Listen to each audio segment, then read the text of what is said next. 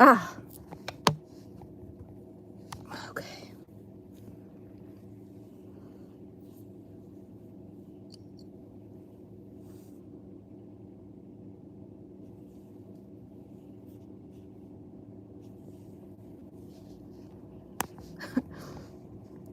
There we go.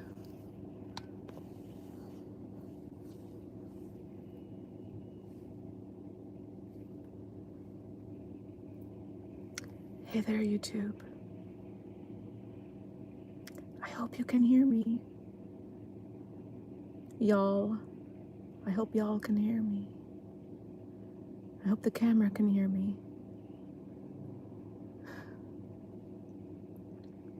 Can you see me? Can anybody see me? Does anybody want to see me? Do I want to see myself?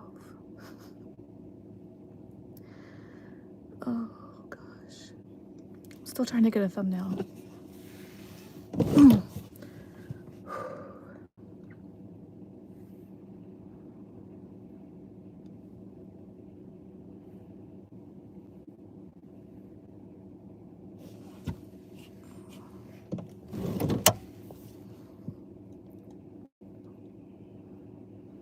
I am currently streaming from a grocery store parking lot. It took me a while to try to find somewhat of a decent parking spot from which to do this. I tried to get under a light as best I could so that I'm not doing this in the complete darkness. Oh my gosh, my rubber band. I'm really trying to cover the view count. I don't need to see the number 1 while I'm doing this. I don't need to there we go. Just stay. Okay, my God. If there's one person watching that I'm doing this for, it's myself. So, God. Ugh. Oh my God. So let's see. Today's Thursday. I don't usually come out on Thursdays. I was actually going to try to go into work, into the club. Normally when I do my videos, live streams that are intended to become videos, whatever you want to call it, normally I'm doing them from the club parking lot. As I said, right now I am not there. I'm from a grocery store parking lot. Coming out today, my original intention was to come to this grocery store, get a few things, and then go into the club. But it's such a process for me to try to get myself out the front door and out to do anything, particularly in the wintertime. You know, it's just, I always feel like I'm being spied on and watched by like the government or some creepy stalker. Just everywhere I go, everything that I do, like in my apartment, all the times that I don't want to be being watched, you know. Obviously, it's one thing for me to come on YouTube like live and choose to be on camera, but I just, you know, I just feel like,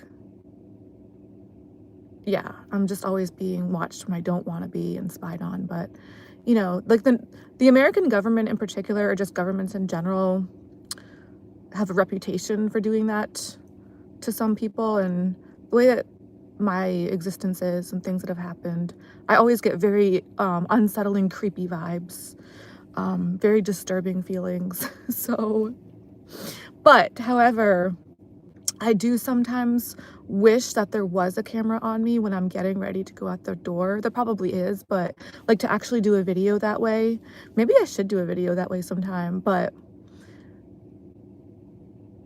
probably not. But I mean, it's just like, it feels like it takes me an hour just to get dressed.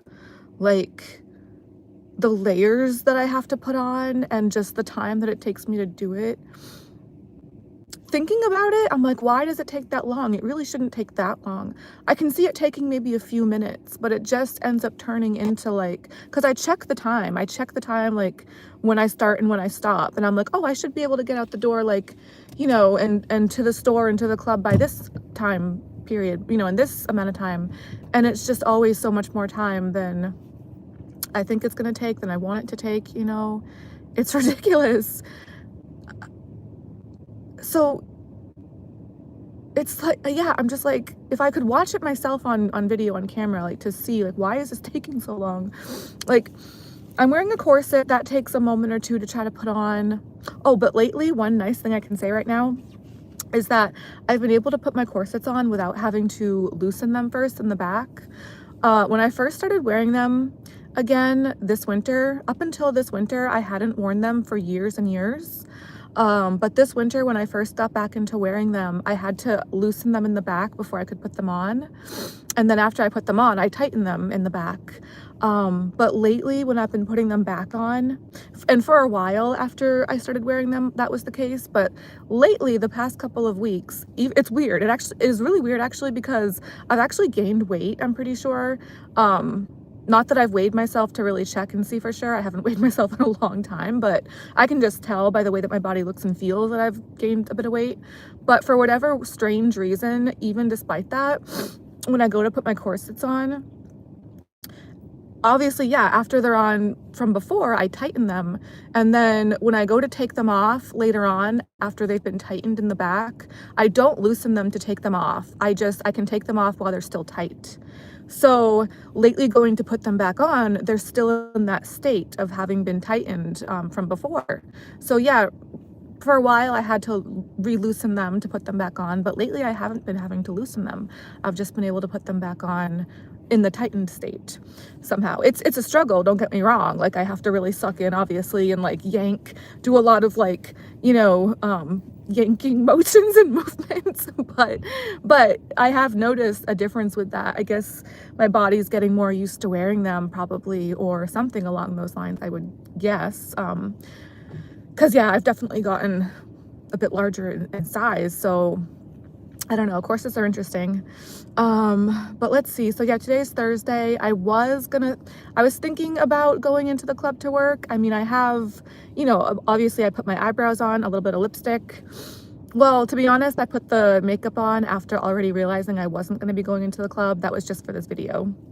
But you know, like, I'm wearing my dancer clothes underneath some of this. Like, I'm wearing what I would wear to go dance. And so if I had gone in tonight, it would be a little bit later than I normally would go in. So I did end up working till close last night. So this past week, I was able to get back into doing my 4 10-hour shifts back to back. Sunday, Monday, Tuesday, Wednesday. I worked until closing time and I did 10 hours. So I had actually done that a couple weeks before that, but definitely not the actual week before that. I didn't do that last week. Last week I only worked 2 shifts. So, and I'm also PMSing. I'm gonna get my period next week, or actually no, I'm gonna get my period, or I should, in less than a week, in like a few days actually. So for me to be able to knock out those 4 10-hour shifts back to back like that, with my period approaching as close, like, you know, as it is, like as closely as soon as it is, that's pretty good for me. One thing that's been a difference for me that I think might be contributing to that is I've started to eat more at work, at the club. I've always really struggled with that, like kind of tried not to do it before in the past. I don't know, I'd say somewhat recently, especially this winter, you know, because it's just a winter thing really for me, but I've been trying to like practice with it, I guess, or like get a little bit more comfortable with it. Like before, it would be a struggle for me to even have like a Cliff Bar or a protein bar.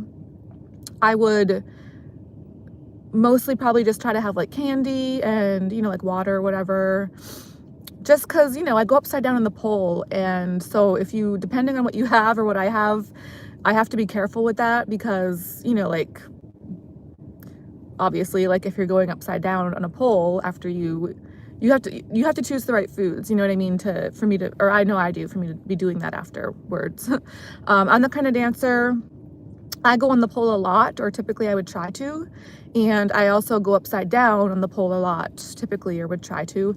So yeah, I have to really be careful with what I have at work, but it's been actually going okay. with that lately, I feel like I've been making some progress. I mean, obviously I have been gaining a bit of weight, but my weight's always fluctuated and gone up and down throughout the years and the seasons. That's been pretty much like a lifelong thing for me. Not literally my entire life, but definitely since puberty. Definitely since puberty and all the times that I've been a dancer. That's been a thing for me. So most of my life, you know, for sure. And definitely all of my adult life since I was a teenager, you know. Pretty much since I hit puberty or shortly afterwards. But yeah, so I mean, years and years ago when I was younger, I used to have an easier time getting away with just, well, you know, like candy, I guess, mostly, and then recently, up until just recently, I would keep a protein bar or a Cliff Bar or something on hand, but kind of like I would still get anxious having it, like just around other people, or I get stressed out at work, you know what I mean? So I just need like a private moment, I feel like, to try to like eat stuff, or it just stresses me out. Everything just stresses me out. I always feel like I'm rushing around. I don't like to be seen doing things. It's really, really weird for me that I'm a stripper because I don't like being seen. I don't like being watched. I don't like being perceived. I feel terrible about myself. I have the worst self-esteem in the world. The list just goes on and on. Obviously, anybody that's seen my videos or watched my channel, stuff on my channel, would probably notice, you know, be familiar with me talking about this kind of stuff. Like, me being a stripper is the weirdest thing in the world to me. Or definitely one of the weirdest things. It's up there on my list of things that I just find completely mind-blowing and just like, how did this happen? It's just, you know, I'm a dancer. I've realized with it, like, I love to dance. But this, like, being a exotic, like, pretty much every other aspect that goes along with being an actual stripper dancer is like crazy to me. Like, for me personally, is just such a struggle and such like a, like, what, why, how am I doing this? Yeah, but anyway, so I've been, you know, especially with winter, before winter, I was doing pretty good getting the 10-hour shifts back to back like that. Like 4 10-hour shifts in a row back to back. But then with winter, obviously it was getting harder. And so I haven't been doing as well with that lately, but this past week, rather than just maybe having like a Cliff Bar, I realized it would actually be a lot easier for me to come into work in the first place, but also to stay for the full 10 hours if I had like some kind of a warm meal. And I was never really able to find anything that would be the right kind of, like, that would be okay, something that I would be okay and comfortable with. Having that at the club, because I'm very OCD. I don't feel comfortable using like public utensils. I never go out to eat like at restaurants. Like, I'm very, very particular with stuff like that. Like, I have to have things a certain way. I can't have dust flying around or like sensory chaotic noise and commotion, people like talking to me. Like, there have been people that have come around me while I'm having this back in the kitchen, and I'm just like in my own like zone. Like, I'll be as cordial as I can, but I'm not gonna be having conversation at that time. When I'm eating, and that's what I'm doing. So don't bother me. So like, I try to act normal, obviously, as best I can, but I take my food very, very seriously. So yeah, don't mess with me when I'm eating. There's a guy that works there that tries to like chat me up sometimes, and I'll usually try to like play along and like talk back, but he was like, you know, he's obviously, he works a lot back in the kitchen, so he's seen me eating back there lately, and he's like, I never used to see you eat at work before, and I didn't say a damn thing. I just kept on eating. Like, I'm not here to talk about that. I'm here to actually do it, so let me be. But what I found recently that seems to be working pretty well for me and my OCD is there's these little Thai bowls that I've been finding at this grocery store that I'm at right now. They're perfect for me for that kind of thing, for having something at work. They're like about this size, like this little Thai bowl. And normally I don't like to microwave stuff in plastic. Like most like frozen entrees, I don't like the thought of microwaving plastic because I feel like the chemicals from the plastic leach into the food, and that kind of thing. But with these Thai bowls, they're not in plastic, they're in cardboard, which I know probably isn't much better, but for whatever reason, I feel okay microwaving. Like if I actually did do this, I brought this type of entree back to my apartment one time, and normally with that kind of thing, I would take the frozen part out of the container and just put it on a regular dish and microwave it that way. But because I'm at the club, you know, when I've been having these for the most part lately, I don't feel comfortable using public, you know, dishware and utensils. So I have just been keeping it in the cardboard, and for whatever reason, I'm okay microwaving those in the cardboard. They're delicious and they come out perfect in like 2 or 3 minutes. And this store also has disposable plastic utensils that are wrapped, which I don't, and normally I would feel terrible throwing those away after. Like I'm a waste not, want not, recycle, reduce, reuse, recycle kind of person usually. So I feel bad throwing the plastic forks away after. Normally I would want to rinse them off and like keep them with me and just reuse the same one. But I'm at the point, I've tried to do that in the past actually with other types of plastic little forks, but the bag that I carry around is just so stuffed full of things. I'm at the point where I can't keep anything else in there. So I have just been getting the disposable plastic forks and just kind of tossing them after, but it's helped me to be able to have at least like some kind of little meal at the club at work lately, which I think has been helping me to actually go into work in the first place. I mean, if I'm being honest, that's pretty much my entire main motivation for going into work lately. I mean, it's weird because for a while it's been about trying to get a workout and get exercise, and it still is, but now it's also just like, I don't know, I can get my little Thai bowl and also just go eat there too, and I don't know. It's a thing. So I've been telling my dancer friend Taz that I might just start my next diet. It's been a while since I've been on a diet, but I might start one February, because February is, I'm very OCD, but February is one of those months where the first day of the month starts on a Sunday. So it's like the entire week is, it's just an OCD thing for me where it's like, oh, okay, Sunday is the first, and then the whole week just looks a certain way on the calendar. And maybe that's my sign that that's like it's almost spring, sort of, maybe kind of, depending on how you look at it. I'm trying to tell myself, yay. And then later this same year will be winter again, because it never ends here where I am, pretty much. It does, but not for long. It never ends, really. There's like a brief hiatus. What do they call it? What's that word? A respite? A reprieve? Very brief, though. Summer's 2 months here, and that's too hot. It's 2 months, that's way too hot, and then that's over, and then it's back to winter, pretty much. Anyway, so, yeah. I am pleased. Well, now I'm not. Get away from me. All right, good, they listened. So yeah, I'm pleased that I was able to come into work, or go into work. I'm not there now, obviously, but you know, get back to my 4 10-hour shifts back to back last week, or this week. No, this week. It's still this week. Okay. And I was actually gonna try to maybe come in or go into work tonight, but it just took me too long to get ready.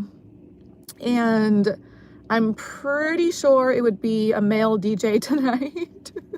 So I'm scared of males. I try not to be sexist or ageist, but I'm very afraid of most males and most older people that are older than me. I'm afraid of everyone and everything, okay? But honestly, yeah, another reason I struggle with being a stripper so much is because I'm scared of males, especially. I'm scared of females too, don't get me wrong. Like, I try not to be sexist or ageist. I don't like to discriminate, or I try not to like be like that. But if I'm being honest, like, yeah, I'm scared of everyone and everything, but there's things that I'm especially scared of most of the time. So there are great guys that come into the club that I work at, thank gosh. But I mean, so I had a pretty good shift on Tuesday night, but last night I did work until close last night as well. Last night was the exact opposite. Tuesday was just one of those rare, like, good shifts, you know, good vibes and just fun, you know. And that was nice that it also was on my danceversary, you know, the calendar date, the same calendar date as when I had started dancing many years ago. But it was kind of like the same as like what I was talking about with that, where it felt like it was kind of a little bit ironic to me because I was talking about how me being a stripper when I first started out, it seemed like maybe it would actually be possibly an okay thing for me. And then as time went on, did a complete 180. But it was a very gradual 180. But from then till now, it has definitely been a 180, like just in general. But it was a gradual process. To where now I'm like, there's no way.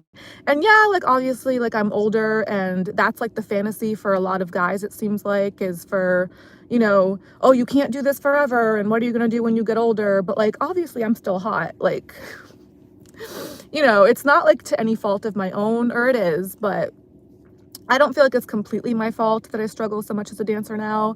I feel like a lot of it is the powers that be and the government and the economy, and just, for all I know, I'm stuck in some rich person's video game and they're just like pulling all the strings all around me that's controlling everything. I don't know.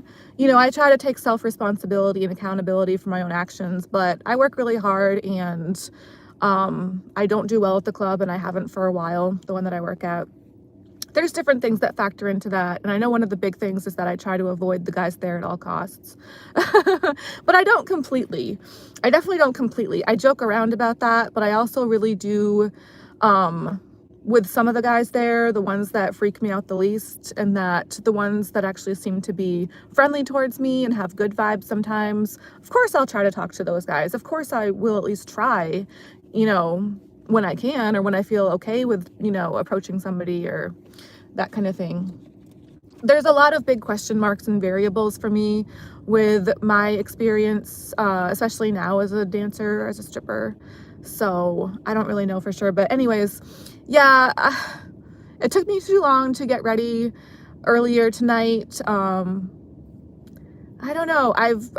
Me doing the 4 shifts, you know, last night and the previous nights, like, you know, earlier this week, I was like, well, I really, for a while, I have wanted to be able to treat dancing like almost like a regular job, at least in the sense where I go in on a regular basis. Like, yeah, I'd like to try to work all throughout the week, because when I'm back at my apartment, all I want to do is just sleep and eat.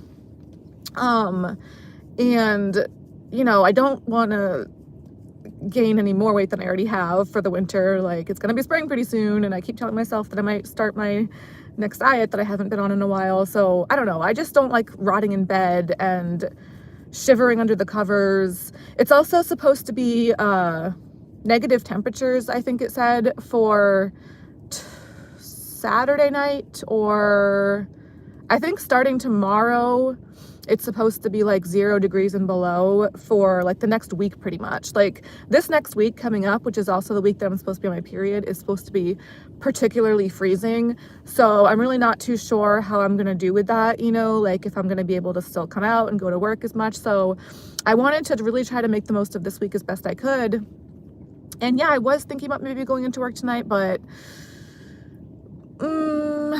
yeah, normally I would go in for the afternoon, like the later afternoon, but still the afternoon. It was actually sunny today too. And I originally, after working till close last night, I originally got up earlier today when it was still light out, when it was kind of the afternoon time. And I looked out the window and I saw sun, and I was like, yay, you know, because we haven't really been getting sun much, if at all, around here lately. So I really thought about and wanted, you know, in theory, to go out earlier this afternoon and then maybe go into work after that. But, you know, after working the 4 10-hour shifts back to back before that, I just needed to get more sleep, you know. I think when I woke up earlier this afternoon, I had gotten maybe like 4 or 5 hours of sleep. So I definitely wanted to get more than that. So then I got a few more hours of sleep, woke back up, and was like, well, maybe I can still just try to go into work. Because I am very OCD, and I have some credits on my account because we pay to work there at that club. The later you get there, the more it costs to work. But the way that I have the numbers on my account right now, if I had gone in at this time tonight, which is later than I would normally go in, so a slightly higher price than it would normally cost for me to go in. But I was also thinking, like, I kind of liked the way that the numbers would have gone. Obviously, like, that's a big thing for me too. Like, anytime I go into work, anytime after open, the credits on my account usually go down.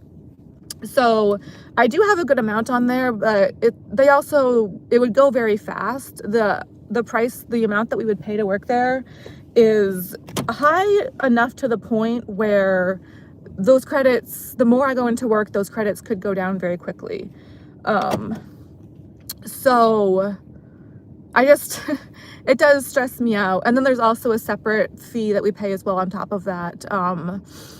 That's like a steady rate. So, you know, it's expensive, and I don't make really money there at all. So, but I still love going in there. I don't love it, but I do, but I don't. It's my structure, you know what I mean? It's that or rot in bed and just sleep. So, you know, it's, you know, that's where people work that I know and that I'm familiar with, Paris and Taz and a few other people that I'm used to seeing and chatting and talking to and chatting with and hanging out with at the club, you know? So, and that way it can be really good vibes for me and a way to socialize and just get out and do stuff, you know, like at least do something.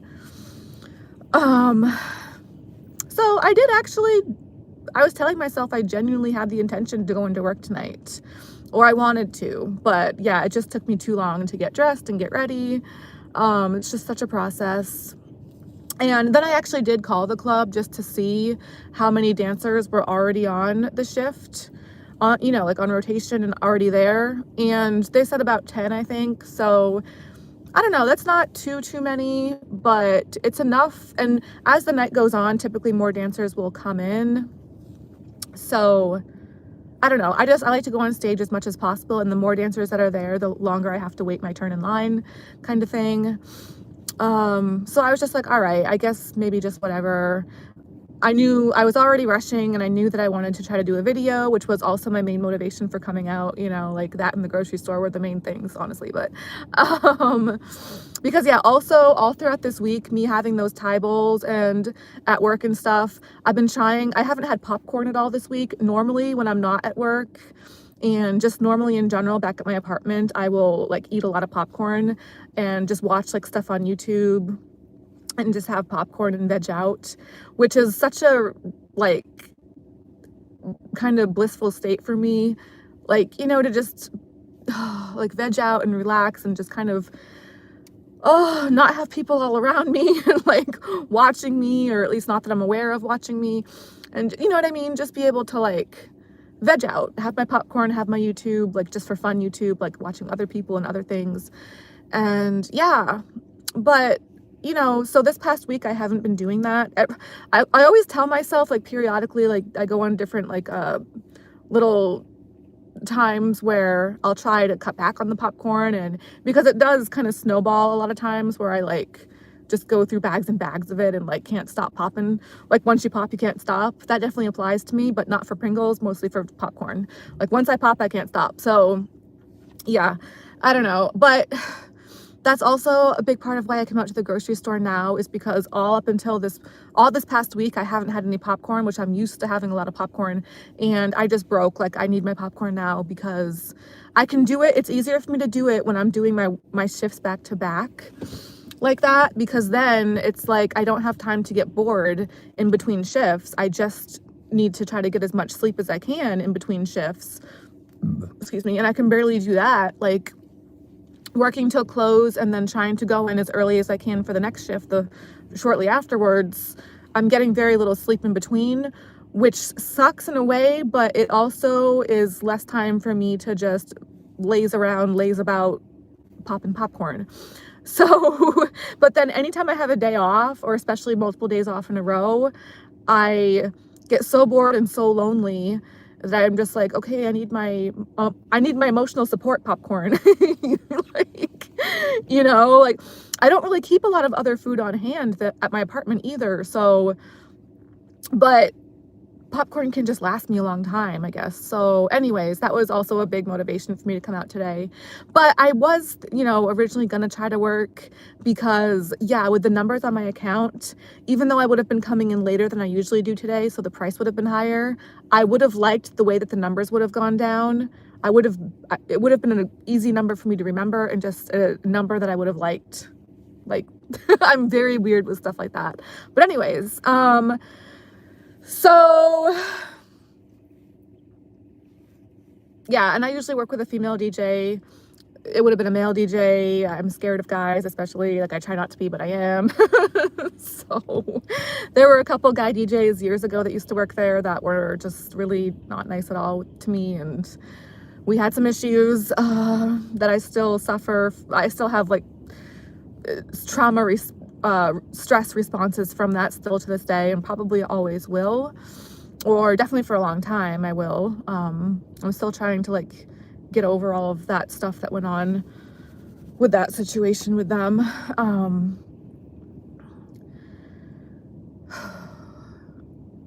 Anyway, but yeah, last night I got to do a video with my dancer friend Taz, and I love her. I really do. Like, one thing I kind of feel bad, that video, she actually had gotten this little tripod, this little stand for the phone. So that was our 5th time doing a live video together from the club, but that was our first time doing one with my phone in her new tripod that she got. All the videos that we had done before, I had to put my phone, you know, to balance it on the counter. I had put it in a stripper shoe, and not even my own stripper shoe. It was some random ass like lonely shoe that obviously would have belonged to somebody else. And I put it like in the strap of the stripper shoe to try to prop it up, you know, to get the right camera angle and stuff. But she actually got a tripod, and it's really neat, and she's so sweet. And I feel kind of bad because I probably should have thought to start our video off that way and be like, hey guys, like we're streaming this video with Taz's new tripod. But I was just, you know, tired and nervous. Honestly, I still get camera shy. I still get camera shy doing my YouTubes, but especially with Taz, you know, because I don't know, everyone intimidates me, and she's so hot that she kind of still does too. Like, I'm getting more comfortable with her, but I don't know, like I'm a mess and she's just hot stuff. So I do get like intimidated around her too still. She's like a success story stripper, and I am the cautionary tale. Like, so it's, yeah, I don't know. But you know what? Even after we did our stream, she actually said, she was like, oh, you can just hold on to the tripod for a little while if you want to borrow it. And I was like, oh my gosh, are you serious? And she's just really sweet like that. So I thought that was, you know, like I was just like, oh my gosh. But you know, my bag that I keep my stuff in, and my locker at the club, and my car, my apartment, everywhere, all the places I keep my stuff, they're just so chock full of things, like crammed. I can't fit any more stuff anywhere. Like, I'm just a mess, you know, like my lifestyle is a mess. If I had tried to put that, I wouldn't be able to fit that tripod in my backpack, but even any other bag that I would try to put it in, it would be crowded and cramped, and I didn't want to accidentally break it or lose it. It's not very big. It's actually about this size, and when she first brought it into the club, the size and shape that it is, and the box that it came in,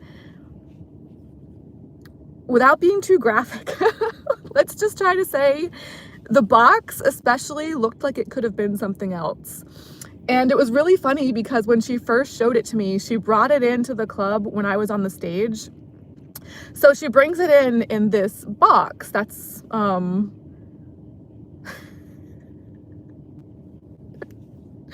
she brings it's still in the box when she brings it in when I'm on stage, and she's like, look, and I was like, what is that? And then she told me what it was, and I was like, oh, okay. I was like, it looked like it could have been something else. And she was just like, oh yeah, it does kind of, huh? I was like, yeah. But anyway, so I really appreciated that she would have let me borrow it like that, but I don't trust myself, you know, and I would have felt so bad if I would have accidentally like crushed it in one of my bags or broken it. I just don't have the room for any additional stuff to lug around with me. So, and also my period is approaching, so there's a lot of videos I've been wanting to do like at the club of different things that I do on the pole and stuff like that, but me about to get my period, it's just not a good time for me to try to push myself to do that kind of thing. And you know, like here on my YouTube, anytime that I try to do a video from the club with music in the background, I get a copyright, which sucks, and it's just nothing ever really seems to work out for me, honestly. Like, I have so many struggles, so many issues with everything that I try to do on my YouTube, everything that I try to do at the club. You know, it's just, so yeah, to have a dancer friend like Taz and like Paris, that's just like little like beams of light in my life, you know, to like help offset some of the darkness that seems to surround so much of the rest of everything else for me usually, you know. But oh, and another thing I was thinking about, doing that interview with Taz, that was our 5th time of me interviewing her, and this is driving me nuts that I'm only just thinking of this now, but because I remember after doing the last one, and even before that, I realized that I was being really bad about kind of like not meaning to, but not being able to stop myself from interrupting her answers a little bit, because I really struggle with patience and just, and with my YouTube, I never know how much of my videos are going to post, because a lot of times, and even just recently, a couple videos ago, one of them, my dance anniversary one actually, the entire video didn't post. Part of it was cut off. So I'm always like worried about like having my videos be too long, or is this going to post properly, or is this going to have audio, or, you know, is something going to happen, or, you know, Taz, unlike me, Taz actually does really good at the club, so I don't want to have the video take too long, because I feel like she probably would want to still be able to get back out to the club to try to go work and make money and stuff. So, you know, I have all these things, and I'm like also thinking about that. I just always feel anxious and rushed through everything, you know. It's really, really difficult for me to try to just be present and mindful and take a breath and calm down and relax at any given time. I never feel able to do that really, but it's something that I try to like be conscious of trying to practice, but it's not my nature, and it's not my lifestyle. My lifestyle just doesn't seem to allow for that kind of thing. But anyways, so part of me like interrupting her, it drives me nuts, and I want to hear everything that she has to say. Like, I wish I could be like that with customers. When I'm trying to talk to guys at the club, I wish I could make conversation and have things to say. If only trying to talk to guys at the club, I could have things to say the way that I have things to say here on my YouTube, where it's just endless. But honestly, the guys at the club, I really don't care what they have to say. It doesn't interest me. Like, I wish that it did. Every now and then, I will talk to a guy where they do interest me, and I do like listening to what they say, and I do like their personality. There are absolutely exceptions to that. However, it just doesn't happen as often as I would like. You know that saying that most people don't talk, they're just, what's the saying? They're just waiting to talk themselves, or yeah, that applies to me. I'm waiting to respond. I have stuff I want to say too. And oh, so this is the thing. When I'm interviewing Taz and when she's answering, I would hold my microphone, the flashlight that I have, a little pink flashlight that I use as a microphone. I'll hold the flashlight up to her when she's answering, but I'm just always waiting to put it back to my face so I can talk too. Because I'm the interviewer, you know what I mean? It's my YouTube and yada yada. And I just like to talk when I'm on my YouTube, or I just like to talk when I feel like I'm able to talk.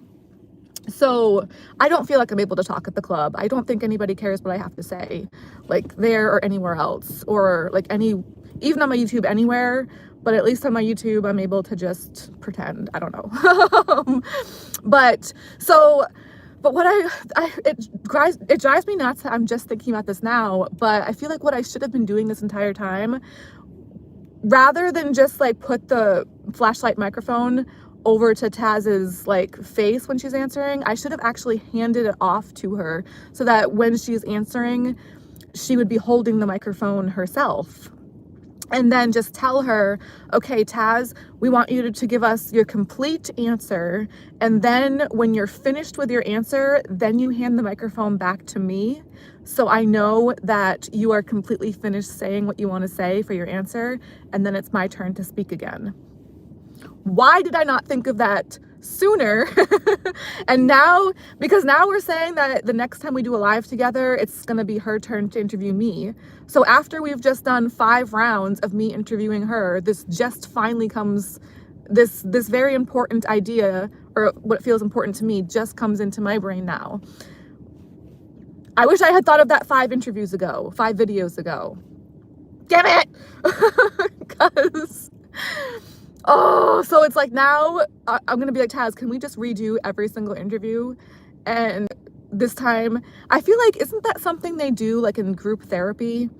I think I've heard of that somewhere, where in group therapy, so that people don't interrupt each other that way, so that people really feel seen and heard in group therapy, I'm pretty sure they have like something they're supposed to hold when that person is talking, and then when they're finished, they hand off that object or whatever to somebody else when it's their turn, so that people talking actually have like their own turn to talk and don't get interrupted that way, which I think is a great idea, honestly.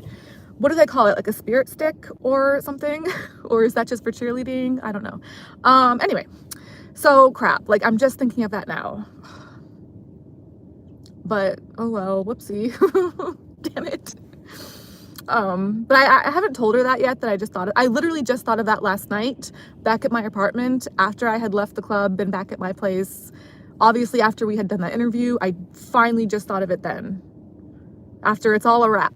You know what I mean? Like crap, but oh well. Live and learn. Although I really don't do either very well, if at all. All right, sorry. I can't really see my notes very well because normally it's not this dark when I'm doing a video. Oh yeah, and I do, another big part of why I always feel so rushed doing my YouTube videos is because, yeah, there have been multiple times where they haven't fully posted properly. And so, yeah, last night was very different than Tuesday night. I kind of felt like Tuesday night was that rare, kind of weird, finally having a good shift, which kind of went along with what I was saying, how the whole dancer experience for me has felt like a bait and a switch. Like, it starts off where it seems like it might be okay, but then really 90% of the rest of the time, for me personally anyways, has just been crap, a horrendous nightmare. But so yeah, that was pretty much last night, Wednesday night for me, up until Taz and I did our video. That part was great, but the rest of the shift for me was awful, as most of my shifts usually are. So but part of it being so slow, I did finally get around to being able to watch back the video from my Dancerversary on Tuesday night. That was the most recent one that had been cut short, and had not posted properly. So I really wanted, and then the video that I did right after that, earlier on yesterday afternoon, the video I did yesterday afternoon was just me trying to re-say everything that had been cut off in the previous video that was cut short. So that, I finally watched the video back that was cut short because I wanted to try to, when I tried to redo and re-say the stuff that had been cut out, I was doing that before I had been able to watch back the one that was cut short. So I really didn't even know which parts of what I had tried to talk about had been cut out of the video. So when I was trying to re-say everything from memory as best I could, I didn't even know which parts I was supposed to be trying to re-say, because again, I hadn't been able to watch that video that hadn't posted properly back yet to try to get more of a feel for it. So I was just going in blind with that pretty much. And I did get around to watching the cut short video back during my shift yesterday, but that was yesterday evening during my shift. That was after I had already done the following video of me already trying to re-say the stuff that had been cut out from what I had said before. Wow, that sounds really weird to me. But so what I noticed was cut out of basically when I did watch the video that was cut short back later on last night, I realized watching it back finally then that most of what I had tried to re-say were not the parts that was cut out. So basically I did end up just saying the same stuff over again, which is really frustrating. And also, towards the end of that video that was cut short on, during the end of that video that was cut short on my Dance-iversary on Tuesday, I had, because you know, I do read off my notes a lot typically.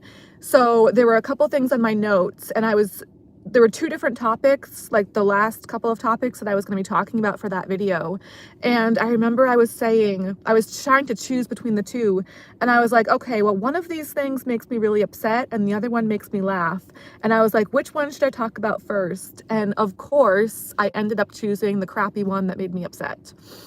So basically, but I did that because, you know how like when people say, do you want the good news or the bad news first? A lot of people will want the bad news first, so then they can get it out of the way, and then they can try to cheer themselves up with the happier good news. So that's what I tried to do towards the end of that video, which I guess was the wrong choice, because then that part that made me upset was basically just me talking about the bait and switch feeling of me being a dancer and, you know, crappy stuff that's happened to me throughout my time as a stripper. Thinking that I was going to be maybe okay trying to make a job out of that in the beginning. And then as time went on, gradually that kind of did a 180 to where now it's like, how could I have ever thought that, you know, etc. But right after that, towards the very end of that video, the part that didn't post and that was cut out, that was the happier part that made me laugh. And I'm so pissed off that that's the part that was cut off, because yeah, that was the good part, you know, and that part made me crack up. I don't know if I might want to try to redo some of that now. Well, actually, because if I was going to try to redo that, I would probably want to try to do it when it's light out. But actually, when I did originally do that in the video where it was cut out from on Tuesday, it was already dark out at that point too, because yeah, it was towards the end of the video, so it was dark out. So I guess I could try to redo it again now, maybe. I'm sure there were other parts that were cut out of it too. I think a lot of what was also cut out was me feeling really bad about not giving Taz an additional ride back to her place while she was waiting to get her rental car, because stuff had happened to her car that she was driving before. I did give her a ride back last week, I think it was, but then after that, I don't know, I was just really tired, and realizing that even though it wasn't a long drive, it felt long to me. It just, I really felt bad after doing that, like just thinking about my time as a dancer and how that drive was like long. It felt long and scary for me, and just worrying about, you know, like my situation, like what if I didn't have my car? What if I didn't have my apartment? Like those kind of things, you know, like really not having much of an income at the club, not doing well as a dancer myself, you know, being scared, driving around in the dark like that in the late night, early morning hours, like through areas that I didn't recognize, not being able to trust the GPS on my phone or anything around me, like, or even myself. I felt really kind of just exhausted and depressed, and just stressed out. I always feel that way, you know, like those ways anyways, but especially so the rest of last week. So I did give her a ride back last week, but then she had asked for a ride back a couple of other times after that, and I didn't say no. I said, I just was like, please, can you try to find another way? Because it's really difficult for me, to be honest, and to try to say no to people that I like, and I really like her. But again, I didn't really like actually say no. I was like, if you can't find another ride, then absolutely I will. But please try to find another ride because I hate driving so much. And she did, but I still feel bad, you know, because she is really sweet, and I don't know, I hate saying no to people, unless it's my parents or, you know, authority figures that ask me to do things I don't want to do or tell me to do things I don't want to do. Then I love to say no. But any other time, especially for people that I really like Taz, I feel really bad about it. But so I think that I already resaid that in my video yesterday afternoon, but I know that was part of what was cut out of the video from Tuesday. And also another part where I was like making funny faces, or faces that I think are funny anyways, and just cracking myself up. I honestly can't remember the rest of it though. So it really, it drives me nuts though that the things that I resaid or tried to re-say in the following video from yesterday, those were the parts that were already kept in the video from before anyways. Anyway, it's just all just a mess. It drives me nuts, this stuff. Like, for all I know, this video won't post properly, or this one will be cut off, or this one will be muted. Who knows? Like, I just, you know, it's so difficult for me to try to convince myself that anything is worth my time or effort, because nothing ever seems to go right for me. And I knew that starting this channel. I knew that years before starting this channel, because I had wanted to start this channel, or try to, years before I did. But I knew all along, I was like, nothing ever works for me. Nothing ever goes well. Not a damn thing. So, you know, but I don't just want to give up. Like, I'm not just going to give up. You know what I mean? Because that's not an option for me. At least not yet.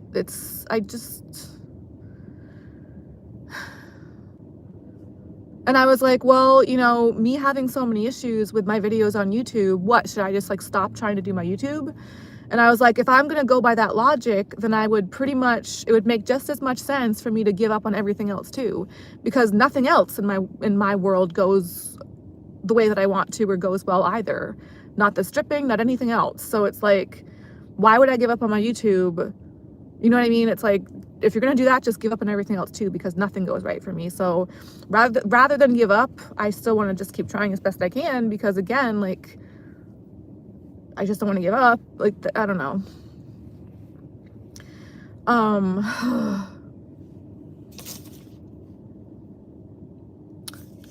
But I was really, really happy that part of what was not cut out from my video on Tuesday for my dance anniversary, one of my other favorite parts was towards the beginning, and it was when I was wearing these earmuffs and talking about how ever since I was a small child, what I want to happen to me after I die is I would want to be beheaded and have my head shot out of a cannon.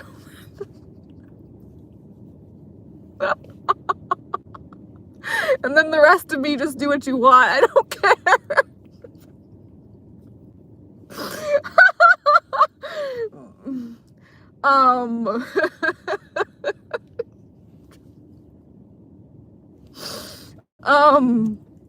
But I feel like it's even better now, because I hadn't thought about this additional detail when I was a child, but now that I'm a full-blown adult, I have thought about, well, what would make that even better is if my head was wearing some earmuffs.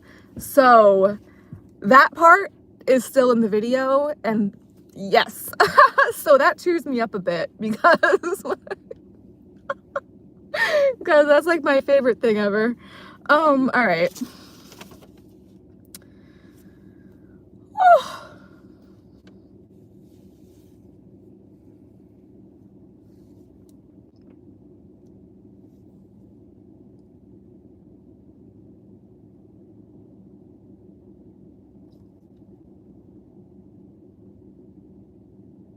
Oh, God.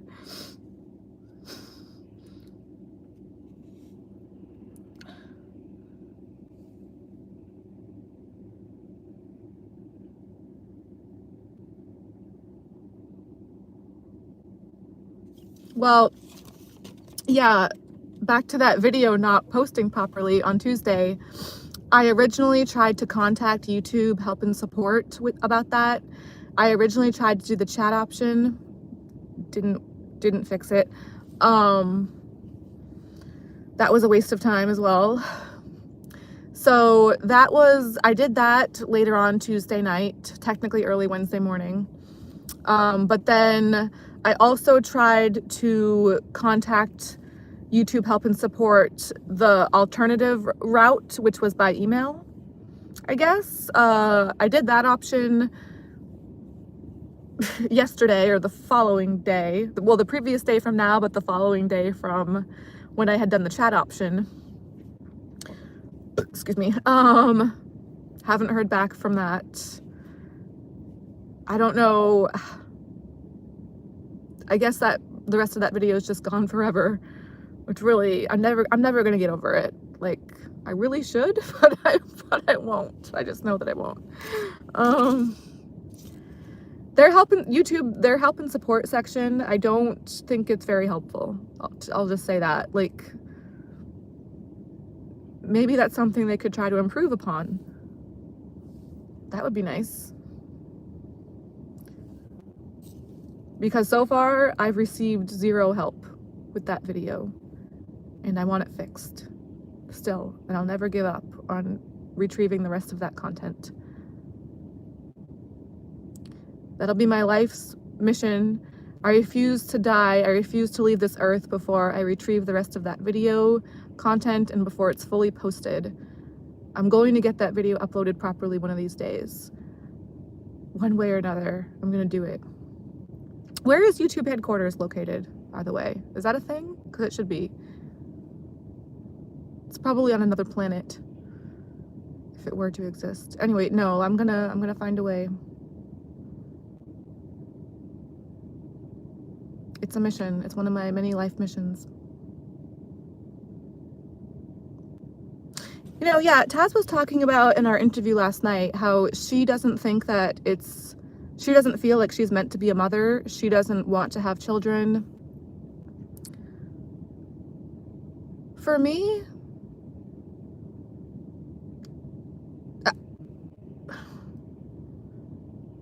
it's one of those things I feel conflicted about. The main reason, it's not that I don't want to have kids, it's just that my experience of existence has been horrific for the most part. Excruciating. Many adjectives you could put there that are mostly more on the negative kind of side of things. I find existence absolutely terrifying. I've had experiences on this earth that I could never put into words, wouldn't even want to try to.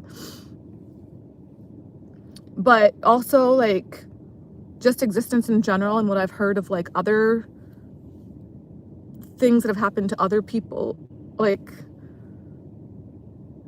just the possibility that the things that could happen to somebody that I would consciously and purposely bring into this world, I would just feel too responsible and too guilty.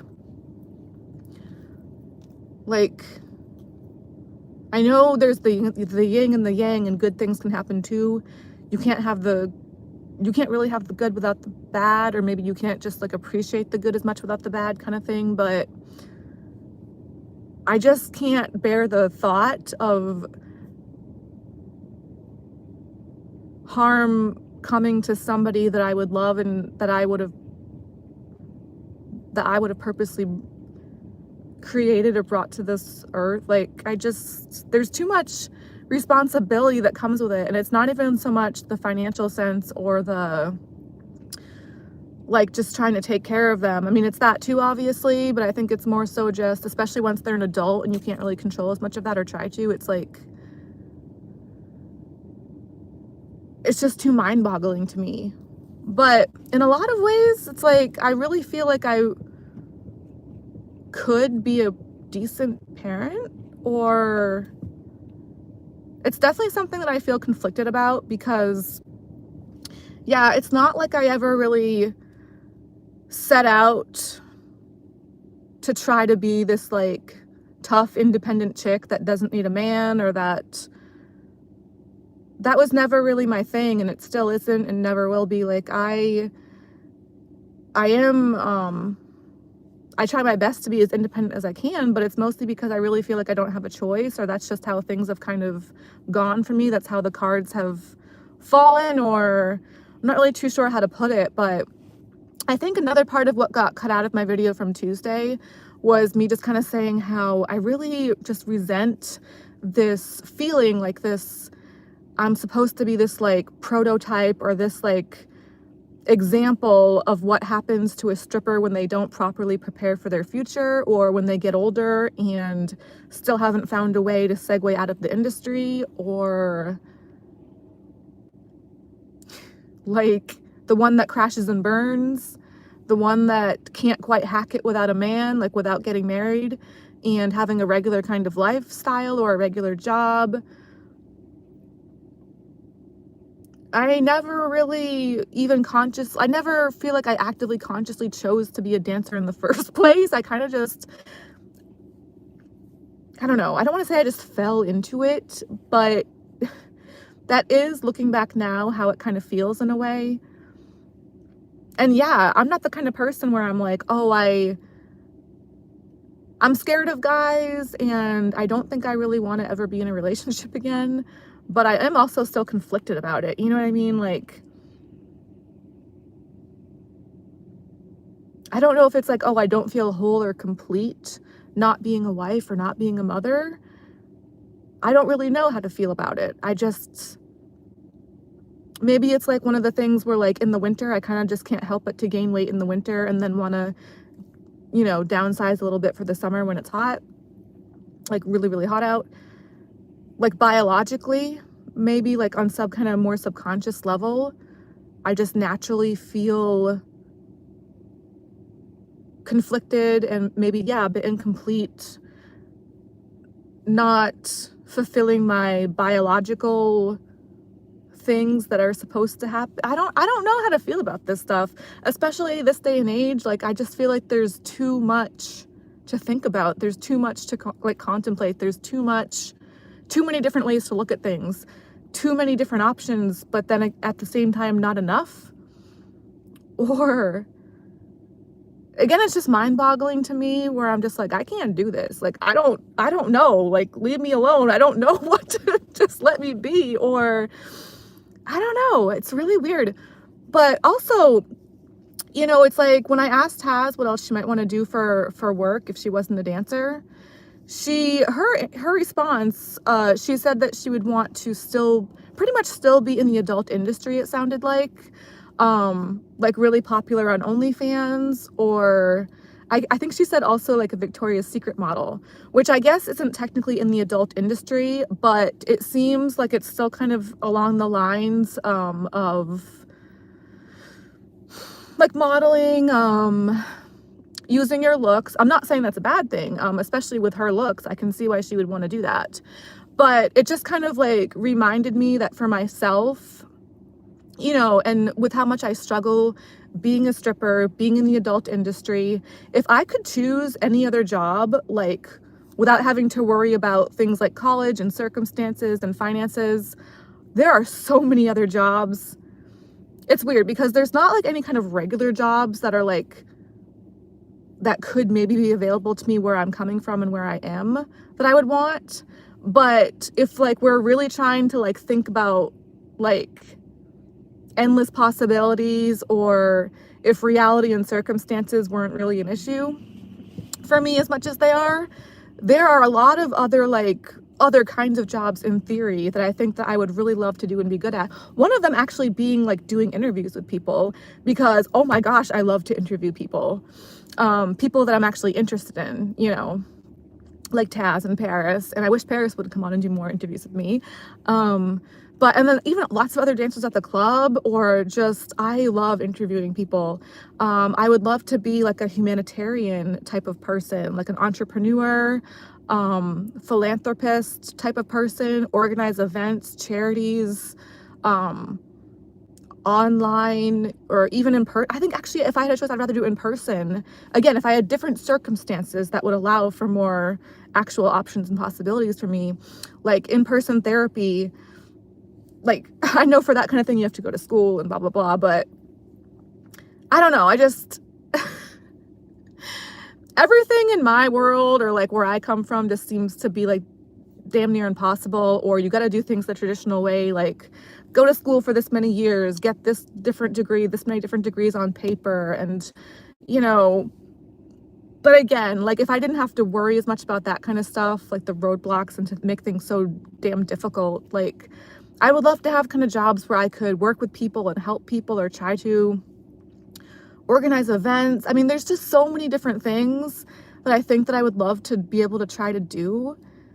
And it's just like none of it really actually seems possible for someone like me coming where I'm coming from. But it does, it bums me out, and it's something that I think about a lot. And I just feel like I have so much to offer this world, or that I want to try to offer this world, that I want to try to work on and try to do.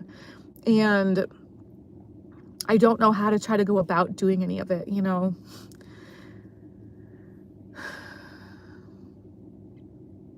But I mean, these are just a few things off the top of my head right now.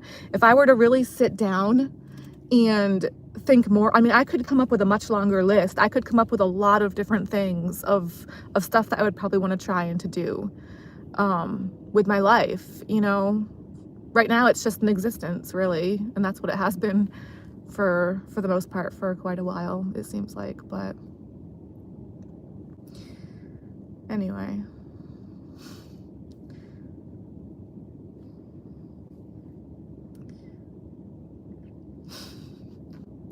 I know I've said this before, but I'll say it again because I love to say it. For me, interviewing people really is a way to kind of just like be nosy and get up in people's business, but in a socially acceptable way, which I think is so awesome. But also it's like, how else can you really get someone to feel like their thoughts, their feelings, opinions really matter?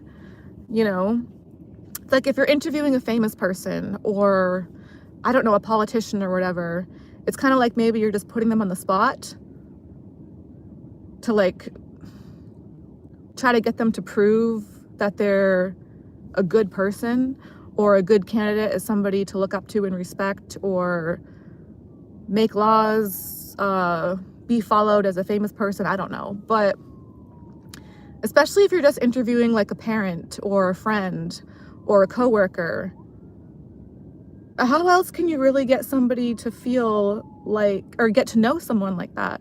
How else can you really get someone to feel like they matter? Like their thoughts, their opinions, the details about themselves and their lives, like really count for something, really, like their voice really should be heard. And like, I don't know, it's like even with my mom or like my gram, I want to know more about their lives and like when they were growing up, and their decisions as far as like when I came into their lives, and like how they chose to do things, and what their circumstances might have been like that led into some of the way that things went. But it's really difficult to try to have those kind of conversations in like a regular way, I feel like, where you don't want to just feel like you're trying to like interrogate someone, or like put someone on the spot, or like judge them like in like regular conversation. Or maybe you just don't have the time, or like, but if you approach that from like the standpoint, the mindset that you're interviewing them, just feels like a way to give someone a lot more time and space and ability to really give an answer, to really think maybe about, excuse me, like, I don't know. I just love interviews.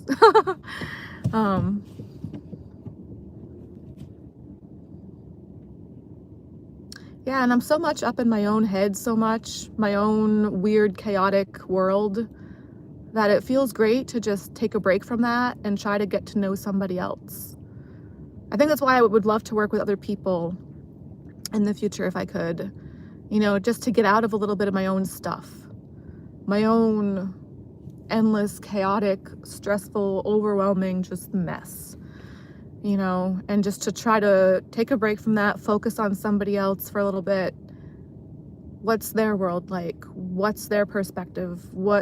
How can I get to know them better? What could I maybe do to try to help them out? Like,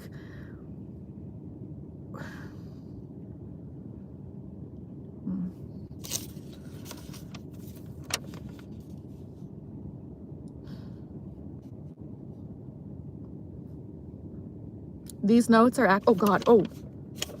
I was gonna say, these notes are actually, I have no idea who this is on the side of the paper, but I was gonna say these notes are actually on the back of a picture from the club.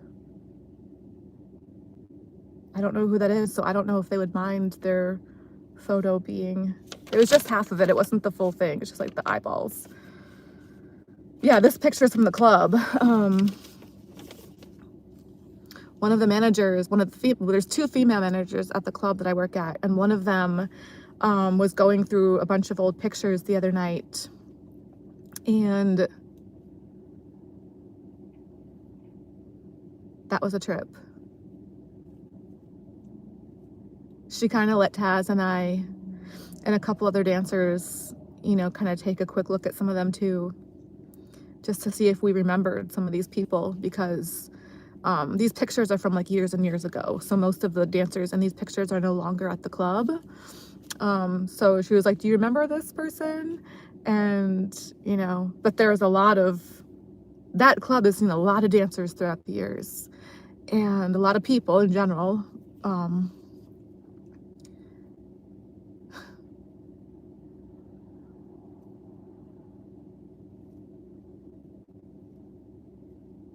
When she first brought the box out from the supply closet, or the file closet, whatever they call it, I'm pretty sure that was the first night that I was having my Thai bowl thing in the kitchen area.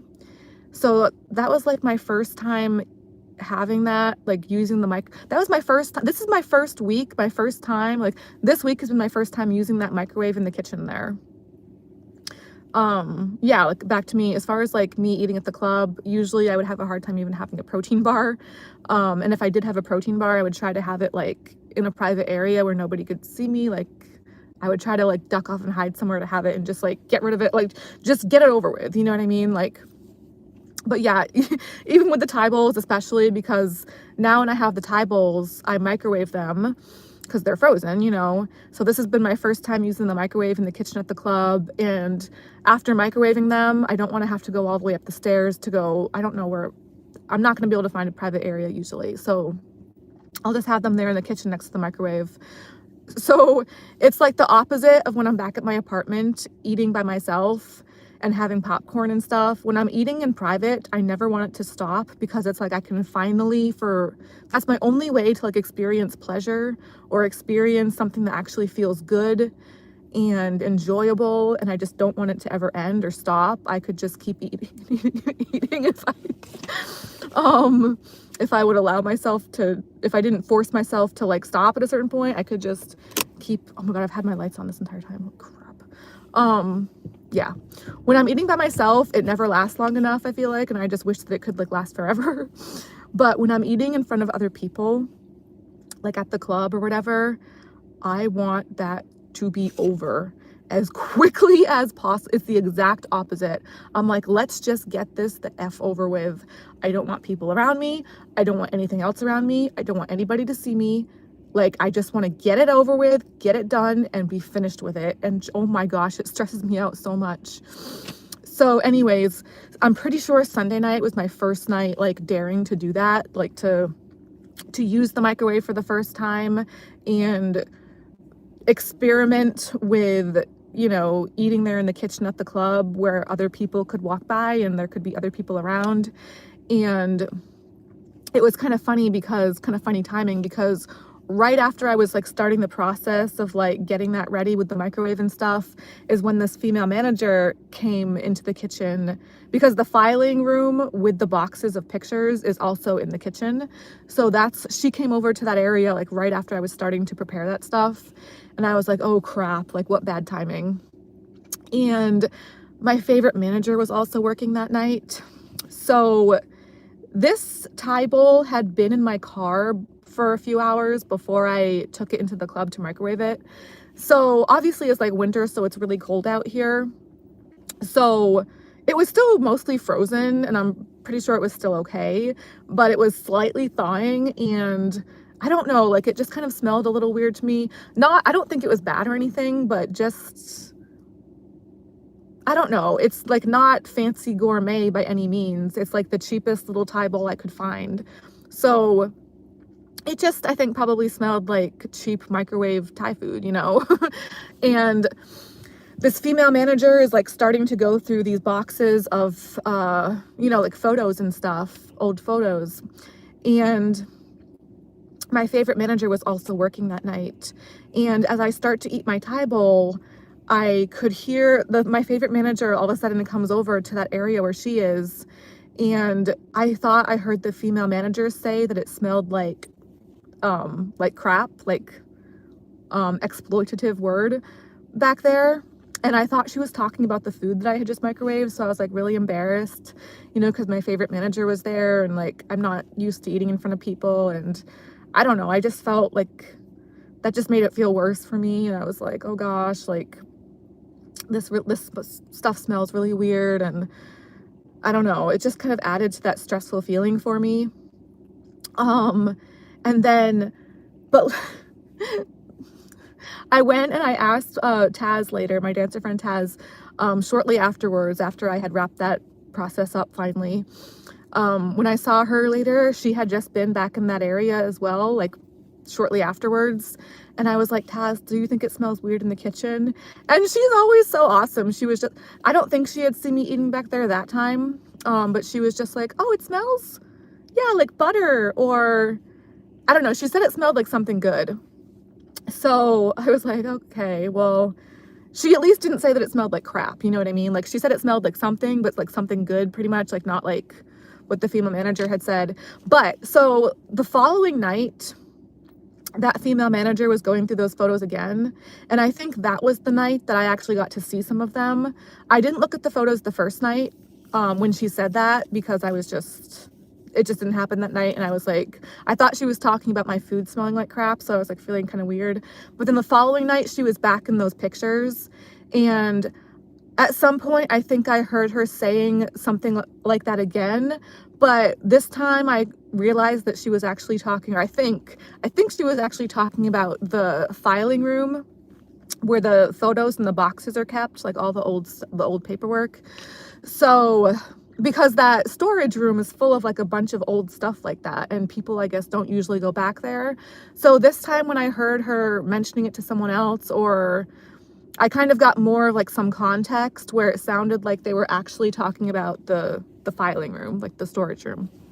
So I was like, oh, thank gosh, you know, or I'm pretty sure it sounded like a little bit different, a little bit better that time. So that made me feel better. And that night I had a Thai bowl again as well. But shortly after I had that second Thai bowl, she was still going through those old photos and the boxes and stuff. And I'm pretty sure that was the time that I kind of ended up getting to go over and see some of them with her. So that was nice, you know, because I don't know, it kind of felt like a little reward. Like, because it is so stressful and so difficult for me to like just go through all the trouble and the stress of eating at work, you know what I mean? Like that kind of thing. Like it just stresses me out. Oh God, it stresses me out so much. But being able to go through those boxes with her a little bit and the pictures afterwards was like dessert. Like it was, you know, it was just so fun. And I felt a lot better at that point because I realized that I'm pretty sure she was talking about the storage room smelling weird, which I didn't, you know, I don't think I smelled anything coming from that room, but I don't know. Anyway, So, but then, yeah, later that night, some other employees were asking me if I was going to be coming in the following night. And I was like, oh, maybe, I hope so. But then I heard her say that she was going to be doing that again, like going through those pictures again. And when I heard her say that, I was like, ding, yes, okay, I probably will try to come in then. She actually didn't end up working the following night, or no, she did work, but she said she was going to be going through the pictures again the following night, but I don't think she did because she had to leave early to like leave for her vacation to Florida or something. So, oh well, that was kind of a bummer that we didn't get to go through the pictures again, but at least it helped to get my ass back into work, you know, like thinking that we would be able to do it again because it was so fun. Anyway. Oh yeah, but then back to my I think I was trying to say this a few minutes ago or many minutes ago by this point, but I don't think I did. I got sidetracked again. Back to the help and feedback section for YouTube. They have not been helpful so far with that kind of thing, with my video not posting properly on Tuesday. And I was, oh yeah, so when I tried, I did mention some of this, but I didn't mention the full thing. When I was trying to email YouTube, so first I did the chat option, and then the following night I did the email option for the help and support. And when I was trying to send the email form or whatever it was, the second time, I already had like my explanation of what was the issue for me with that video typed out in my notes so that I could try to copy and paste and not have to retype all of it all over again. And it was, you know, like anything I try to do on my phone or whatever, it was a process and it kept messing up and I kept having to retry to do it. So the first few times that I was trying to fill out that form for the email, I was able to copy and paste those couple of paragraphs with my explanation for the issue from the notes section on my phone. But yeah, those times the rest of the form kept messing up to where I was having to kind of like go back in and retry to do it. And then eventually, like however many times after I was trying to redo it, the paste stopped working. So I had the rest of the form refilled out for the umpteenth time at that point. And then I went back into the description box to try to paste that explanation again, those paragraphs. So like, you know, paragraphs, like a lot of text to try to keep retyping. And the paste option wouldn't work on my phone. So again, it had been working like moments before. And then all of a sudden, it's like it's like the paste option was working, but the other parts of the form weren't. And then minutes after that, it was kind of vice versa to where the rest of the form was filled out properly, or I was able to try to get the rest of the form filled out properly. But the main text area with the paragraphs, all of a sudden it flipped and then the paste wasn't working, so I couldn't fill that out. So I actually had to go and retype all the paragraphs again without being able to paste it. So yeah, I'm definitely being messed with. Like, I've known that for a while. That's, you know, it's been going on for a while, yada yada.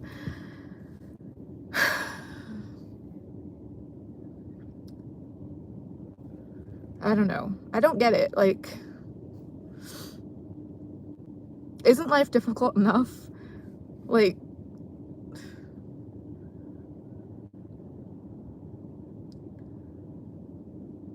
it's not like I'm out here trying to do bad things, you know what I mean? Like, I'm trying to do decent things. I'm trying to be productive. I'm trying to be a good person.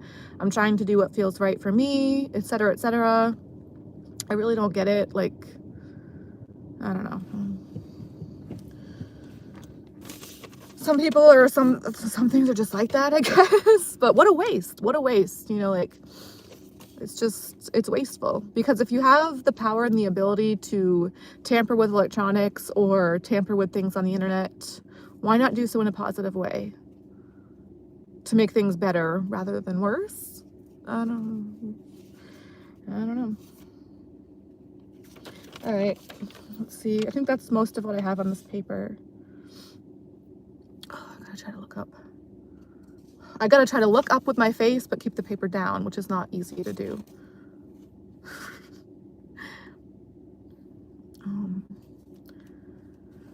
Oh boy. So I put in the title for this video that it's after grocery shopping. It's actually before. I just thought after sounded better to put for the title. But I actually haven't been into the store yet, and they close in an hour, but I should be able to wrap this up in an hour. I can't see the timestamp at the top of my screen because I covered it with a rubber band. Well, I covered the viewer count with the rubber band, but I can't. Part of covering the viewer count, because I don't like to see that, it also ends up covering the timestamp as well. So, anyway. Oh, look up, okay. Oh,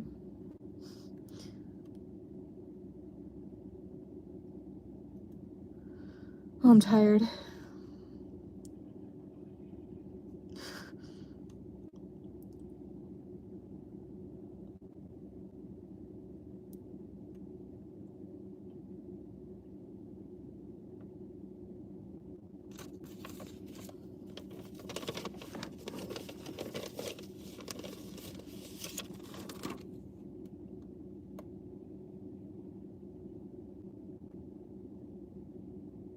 Okay.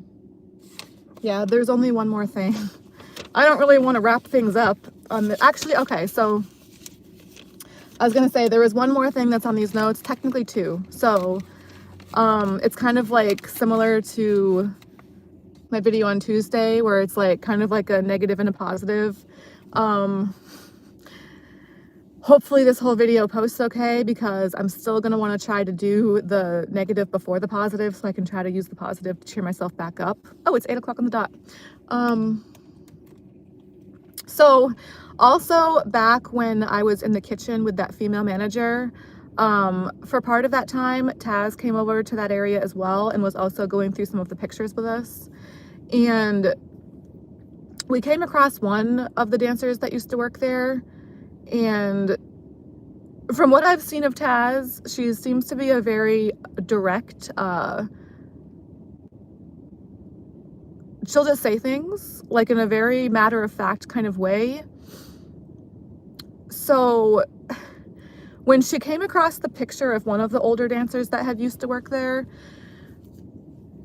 she was just like, oh, she tried to traffic me one time. And I wasn't expecting her to say that, but she just said it very, again, very matter of fact, very just like no big deal. But yeah, I mean, it kind of caught me off guard because that's a scary word to me, and it's one that I've purposely not mentioned or talked about here on my channel before, but it's definitely a concept that I do think about and stress out about a lot. I actually had never come across the concept or the term of, you know, like trafficking, before I started dancing. I had never heard of such a thing. I never had come across that term up until, it was also really weird timing for me with that, because when I first heard about it was actually around 2020 when the club was closed for some time for COVID, which also sounds like covert. So I first heard that term on my Facebook, of all places, which was kind of weird as well.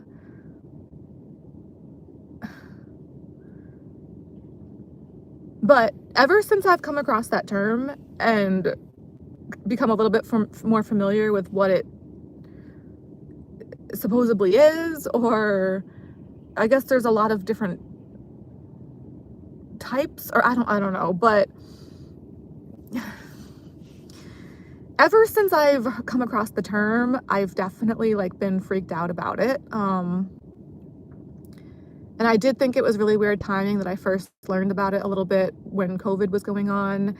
And also when COVID was going on, the club was closed for about 5 months initially, and then eventually when it reopened, we actually reopened initially as a restaurant on paper in order to get to open a little bit earlier than we would have been able to otherwise, I guess.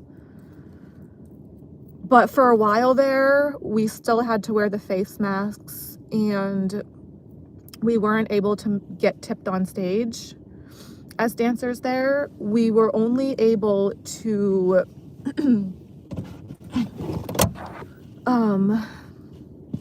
we were only able to do VIP rooms with guys. We were able to go on stage with our face masks, but we weren't able to have guys come up and tip us there. We could only try to make money there by doing VIP, which I typically try not to do. It's just not my kind of thing. You can see into all of the VIP rooms at the club that I work at, which I think is probably a pretty good thing. We actually also have cameras there as well now, which I also think is a good thing. However, I don't think you were always able to see into the rooms, just the way that the building is. But I don't think we also had the cameras back then when this was going on. And it was also a different club back then when this was going on. And this was also during the same time that I was really having a difficult time with some of the DJs that used to work there, where they were basically abusing a situation to try to get me to tip them pretty much everything that I was making there. So it was all a very, very weird, scary time for me. I mean, besides the obvious parts about COVID being a terrible, scary time, the additional details and the additional like circumstances from me personally that went into that as well, it all combined along with the COVID going on to make for a very scary, terrifying time. And then, yeah, I also came across that term of trafficking around that same time as well. So again, you can see into those VIP rooms. I don't think that like full-on trafficking is really an issue at that club. I really don't think that's the case, but I've actually heard of dancers being fired there for going too far with guys. So that's how you know it's probably a pretty good club. Like a bad club, it would be the opposite. You know what I mean? Like you would be probably fired for not, I don't know, but if you're going to be fired for going too far with a guy or doing too much, I think that's probably a better case than vice versa. You know what I mean? So I do think the club that I work at is pretty decent with that, but especially now, because now it's actually a different club. And like now the DJs that work there seem to be really good, as well as all the other employees, just the club as a whole, since it became this new ownership and this new club shortly after that COVID time frame. Things have definitely seemed to go uphill. The economy has gone down, I guess, and business-wise, you know, the club has also definitely suffered from that. So in that regard, and just for me personally, I guess partly because I'm older and partly because I have less of a tolerance for the few guys that do come in there. I mean, I've never really done well as a dancer, honestly. Like, but the club as a whole, I mean, I do worse now as an individual for different reasons, I guess. And then, yeah, the economy has definitely also affected the club in those regards, but the club itself seems to be much better now than it was. But so for a while now with this new club, I've never had anyone come up to me or try to like say anything that indicated that they were trying to traffic me or do anything weird like that. However, back in the day when it was under a different ownership, like pre-COVID and even after COVID, after we had reopened, so not that long ago, I mean, pretty much up until it became the club that it is now. When it became the club that it is now, the employees and the customers seemed to, again, it was slower and it's been slower, so there's been less customers coming in, but the customers and the employees, particularly the employees, has gone way up for the better. That's been much better. back in the day when it was a different club and a different ownership, it's like they would kind of let anybody through the doors, and we got a lot of different types of customers that were not so great. Like, not just not so great as in the way that I refer to things now, where I just don't want to talk to guys because they weird me out, but like the guys that weird me out now, I'm not really talking to them or interacting with them because I just choose not to. Whereas back in the day, it was so much busier and there were so many more people that I was just talking to more people because there were more people there. So there were a few people that I had ended up talking to that said some things that were kind of like freaking me out and really weird. Again, I wouldn't say that it was like a literal like trafficking thing, but I definitely at times got that vibe to where I was starting to get some question marks as to whether that might, I don't know, where if I had kept allowing that interaction to continue to where, you know what I mean? To where I was like, I want to stop this interaction because I'm getting some red flags and I'm getting some question marks to where I just don't want to continue this kind of vibe or this interaction. So because I made those conscious choices to kind of like end those situations as best I could, they didn't escalate, thankfully, and that was good. And yeah, that kind of thing really doesn't happen now, but just as a whole, like the things that I've experienced, like just as a vibe, and even like with another job that I got, like I wouldn't even say just so much the club, but just my life in general, my lifestyle, like I don't know if it's the government or some kind of app that I'm stuck in or what's going on with stuff, but I did get a regular job when the club was closed. So that's when I started a caregiving job. But my boss for that job would schedule me with these creepy old guys a lot of times. And these were female bosses, by the way. These weren't even guy bosses. These were females. It was a very small, private, independent company that they had kind of like started by themselves, I think, or one of them had. And then the other one joined, but one of them was my boss making the schedule, and she would schedule me with these old creepy guys. She would schedule me till like very late at night, and then for like a night kind of shift, and then also very early on in the morning the following day. So, and I had to drive to get to this person's house or, you know, apartment location kind of thing, wherever it was they were staying. So, but especially when it was like their own private house or like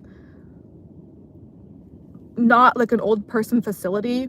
There were many different locations. There was a lot of driving going on with this job, which I am a terrible driver and I hate driving, so that was stressful as well. But especially when it was somebody's like private residence and I was being scheduled for like a very late shift and then being told to go in very early on the following morning, I started to kind of get this vibe where it's like, because some of those people did offer to have me spend the night there, and I was like, no, like thank you for the offer, but there were times when I ended up sleeping in my car instead. Like I still slept technically at their place in their driveway, but in my car kind of thing. Or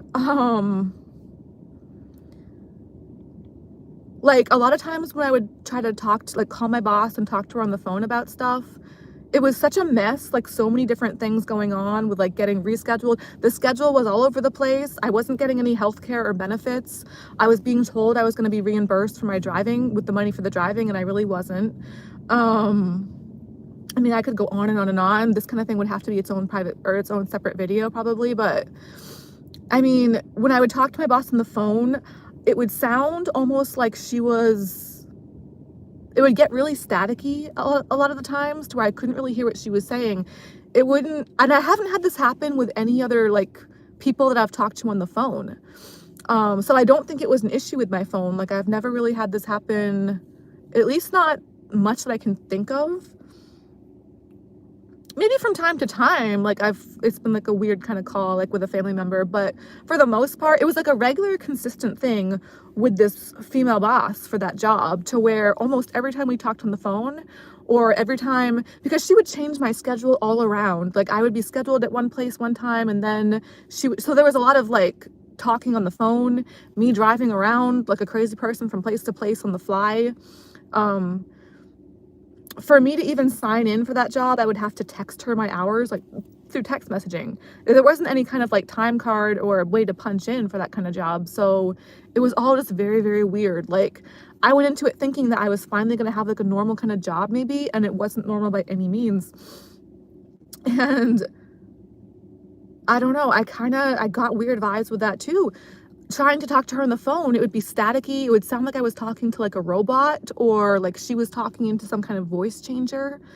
Like I wasn't able to hear what she was really saying. It would cut out. It would be staticky.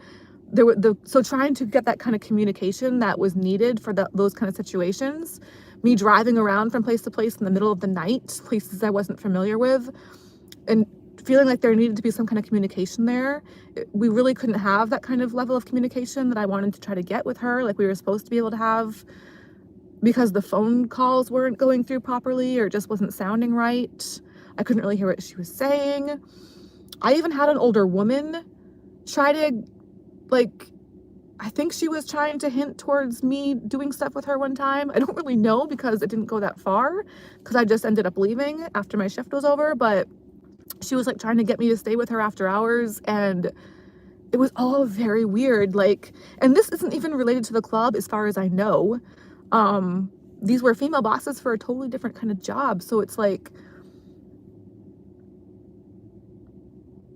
I don't know. I've just had a lot of weird experiences with the dancing, but also otherwise. And I still to this day, I just don't know what to make of so much of it. I probably never will. I don't know. I haven't done that job for a couple years. Eventually it got to the point where there was a time where I was actually doing both of the jobs at the same time. I was doing the caregiving and the dancing, trying to juggle both. But even just trying to do one by itself is stressful enough for me, to where trying to do both at the same time didn't last that long. As best I tried to make that work, it was just, wow, unbelievably stressful. But yeah, I was kind of wondering about that too. Like if I were to, I mean, that was my 5th interview that I just did with Taz last night. So yeah, I mean, there's only so many more questions I can probably think to ask her at this point. Although I didn't even like process it in the moment, but I heard her when I did watch that video back last night after we did it. And I guess I didn't realize in the moment, because I was trying to like look at my notes and like prepare myself for the next question when she was giving some of her answers. Because yeah, I knew that I didn't have to like, I wanted to think I didn't have to fully listen to her answers in the moment, because I could just watch the video back later to like really listen to her more in depth later on. So in the moment when she was actually answering, I was like kind of half listening to the answer, but also trying to look at my notes and prepare myself for the next question that I had for her. So she said for one of her answers, like I asked her if she had ever had any cavities, and she said something about the tooth fairy, and how the tooth fairy had, I guess the tooth fairy had used to leave like $20 bills under her pillow when she got her baby teeth out. And I definitely didn't like register that in the moment when she said that, but watching the video back later, I was like, wait a minute, girl, you got $20 from the tooth fairy? Like, I had totally forgotten about the tooth fairy. I had totally forgotten about baby teeth and all of that kind of thing. But it's actually really interesting to me to think back now and like be reminded that that kind of thing is like a concept and those things exist and that kind of stuff. My parents did the tooth fairy thing with me as well, but I wasn't getting $20. I was not getting $20 bills. I was getting, you know, like quarters, or maybe I was getting pocket change, basically. Like, which at the time as a small child was the same thing pretty much. Like I didn't really know the difference, or the concept of money wasn't really registering to me for a while. It took a long time. I never thought about money as a child, teenager, etc. I probably should have as a teenager more, but I was always a pretty dumb kid and teenager and adult. So, but like I watched that back later and I was like, wait a minute, you got $20 from the tooth fairy? So I'll have to ask her more about that later on. So I do have a few follow-up questions for her, but just a small handful so far. but mostly fun ones. And then we were saying it's probably finally going to be her time to interview me next time. But I do kind of wonder now. Usually most of the questions that I've tried to ask her are on the lighter side, kind of just trying to have fun. But I do kind of wonder now, like, what if I interviewed her as a question, like, about the trafficking, when she said that one of those dancers had tried to traffic her? Like, I'm not really sure, like, what the details would be with that. But just out of curiosity, because she's such a matter-of-fact, direct person when she says stuff. Like, the term of trafficking for me, like, anytime I've kind of like had those thoughts or gotten those vibes, it's been like this deep dark secret that I've been afraid to like word out loud. And I've said a lot of stuff here in my channel, and I've talked about a lot of deep dark personal stuff in my channel and in my videos, but that's a kind of like concept and a kind of thing where it's like I just kind of don't go there because it's so deep and dark and terrifying to me as a dancer, like that concept. So to hear Taz, like her personality, like she'll just come right out and say something so matter of fact. I don't know, I kind of wonder like how her response might be if I were to have asked her, or in the future maybe possibly ask her about what she was referring to when she saw that picture and she made that comment about that dancer, you know, talking about trafficking with her. And I guess that particular dancer had like a PIMP and that kind of thing. And that's another concept to me that I don't want to go there. I don't want to think about it. That's just too much for me. You know, it's too stressful. It's like, just please no, go away. Like, most of me talking about being a stripper, I try to keep it on the lighter side, but there are a lot of concepts that can go along with it sometimes that really do freak me out. And I just, yeah, I don't know. I don't know what to do with a lot of stuff like that. You know what I mean? Like, I don't know what to think or how to feel other than just kind of concerned and scared and just, I don't know. I just try to keep myself in my own little bubble, my own little world as best I can, because to really try to dare to venture out of that at all can be really scary, you know. But anyways, so on to the funnier part, the lighter other thing of what I wanted to mention. Part of what ended up getting cut out of my video on Tuesday was again, I would preferably want to try. I actually even said this when I was doing it on Tuesday. When I was doing the video on Tuesday, it was dark out at that time as well, but I had also said at that time, like, oh, I'd rather do this when it's light out so you guys can see a little better. But a lot of times when I'm on stage, and especially lately, it's kind of like a physical therapy for me. Me trying to get a workout, depending on what the vibe is and what the crowd is like, and especially the music. You know, there's different kind of styles of me being up there. Sometimes it's me trying to really get a workout and go on the pole. Sometimes it's me trying to dance all around the stage very quickly, like a little Energizer bunny or a big Energizer bunny. Other times, and like lately, it's been mostly just me stretching, trying to warm up or that kind of thing. So I did fall down the stairs a couple weeks ago, and, you know, I injured different areas. One of them was my shoulder. So a lot of one of my more recent shifts, the past, you know, couple of weeks since then, has been me doing a lot of the stretches that I would normally try to do, but especially trying to focus on my shoulder. So however many shifts ago that it was, I was doing a lot of vertical stretches while standing and trying to kind of grip the pole behind me to try to open up my shoulders a bit. So, but there's a lot of different ways for me to stretch. So some of them are like more of like floor work or like kind of more horizontal body lines, more towards the stage floor. But then, yeah, trying to focus on my shoulder, especially a lot of those stretches would be more like vertical of me standing up. So with me standing up and facing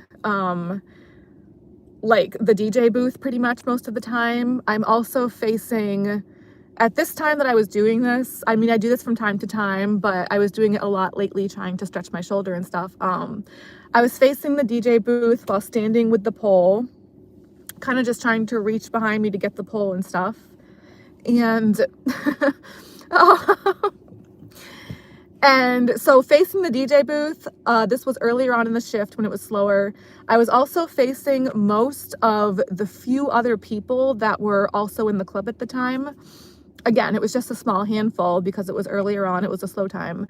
But it was such a slow kind of time while I was doing this that I felt like I needed to kind of try to like entertain myself a little bit, or just try in some way to entertain the few people that were there besides myself. So while I was doing these stretches, I was kind of making these weird like faces just to see if anybody else would notice, or I was like I would make the face, and then shortly after I would look around me at the other people there to see if they were looking at me, or to see if they were noticing like what I was doing, and like, what is wrong with this person? Like, what is she doing? So I'm just kind of standing there and, making these weird faces to where I probably look like a special needs individual, which I probably am for all I know, but so I'm kind of just, like,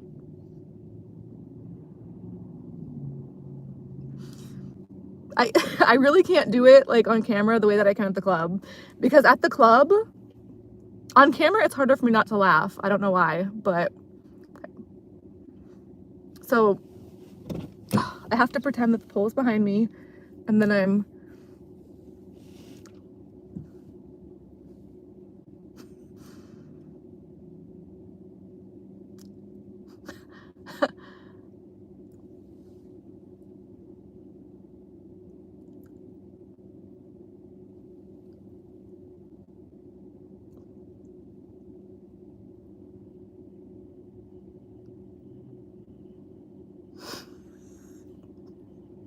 it's so much better in person, or I want to think that it is. I can feel in my face that I'm not doing it properly right now. But if you guys saw this at the club, it's a whole different experience, okay?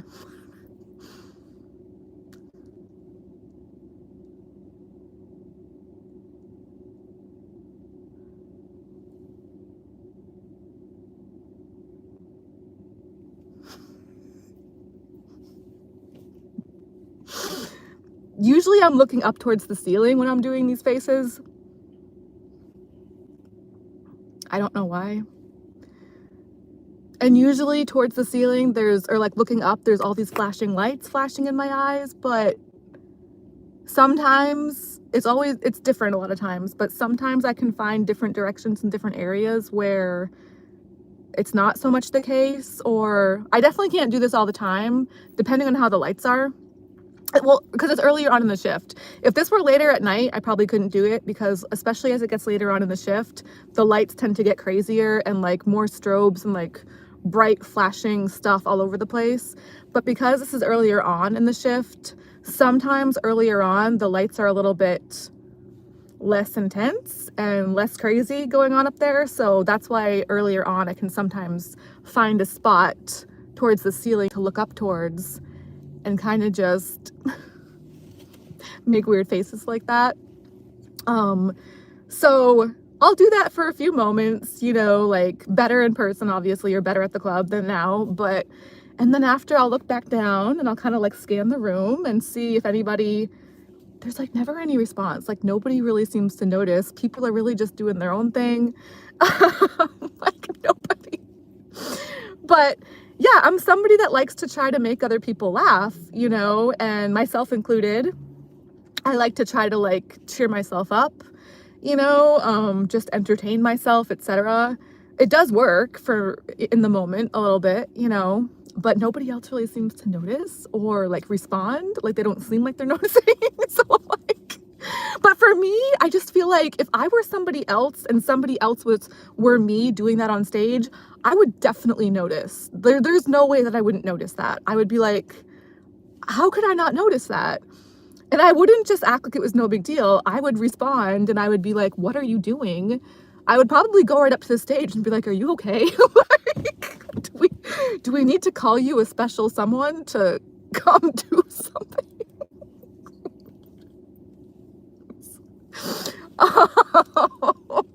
Like, what did you take? Like, what is wrong with you? But anyways, yeah, so far, all the times that I've done this, like, I don't do this every shift or anything, but I've definitely done this on more than one occasion, and I've never really, like, seen anybody else seem to notice or like, anyway. So I have half an hour until the grocery store closes. I'm definitely not going into work tonight. It's much later than I would ever want to go in.